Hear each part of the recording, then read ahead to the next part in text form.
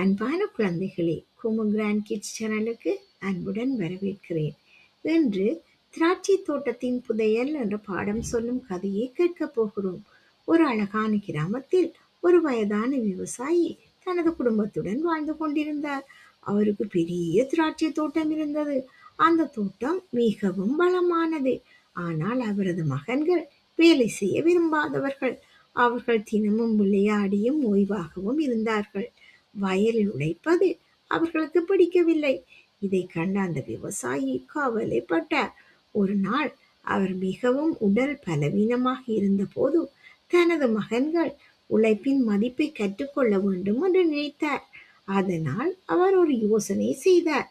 திராட்சை தோட்டத்தில் எங்கோ ஒரு புதையல் மறைத்து வைக்கப்பட்டிருக்கிறது என்று அவர் கூறியதாக சொல்லப்படுகிறது. அந்த செய்தி மகன்களின் மனதில் ஒரு ஆர்வத்தை ஏற்படுத்தியது. அதற்கு பிறகு சில நாட்கள் கழித்து அந்த விவசாயி அமைதியாக மறைந்தார்.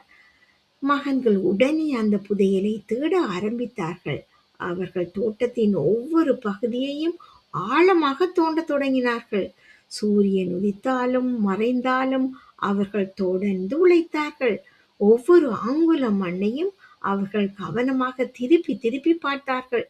ஆனால் எவ்வளவு தேடியும் அவர்களுக்கு எந்த பொற்காசுகளும் கிடைக்கவில்லை. சில நாட்கள் கழித்து அவர்கள் சோர்ந்து நின்றனர்.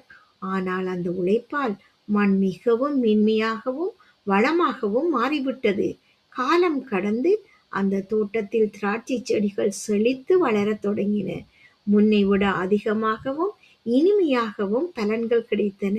அப்போதுதான் மகன்களுக்கு ஒரு உண்மை புரிந்தது. அவர்கள் தேடிய புதையல் மண்ணுக்குள் இல்லை, அவர்கள் செய்த கடின உழைப்பில் தான் இருந்தது. உழைப்பே உண்மையான செல்வம். கடின உழைப்பு எப்போதும் நல்ல பலனை தரும்.